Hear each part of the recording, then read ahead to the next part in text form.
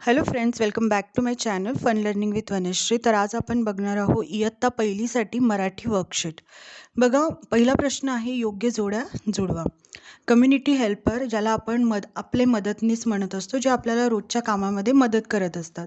आता इकडे community helpers दिलेले आहेत आणि त्यांचे कार्य जे आहे, काम जे आहे ते पुढे दिलेले आहे. मुलांना ते ओळखायचं आहे आणि याच्या जोड्या जुळवायच्या. पोस्टमन टपाल पोचवतो, शिक्षिका मुलांना शिकवते, गवंडी घरे बांधतो, शिंपी कपडे शिवतो, गवळी घरोघरी दूध पोचवतो, डॉक्टर रुग्णांना बरे करतो. नेक्स्ट क्वेश्चन आहे आपला, खाली दिलेली जोडाक्षरे वाचून शब्द पूर्ण करा. आता बघा, इथे काही अक्षरं दिलेली आहे. जसं आता हे व्यंजन आहे आणि हे स्वर आहे. व्यंजन आणि स्वर जेव्हा एकत्र येतं तेव्हा काय बनणार?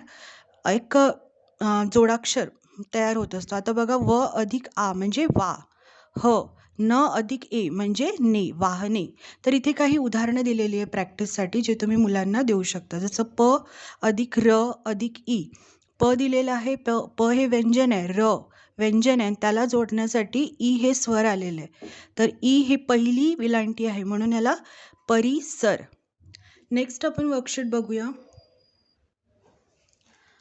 य हे अक्षर जोडून शब्द पूर्ण करा.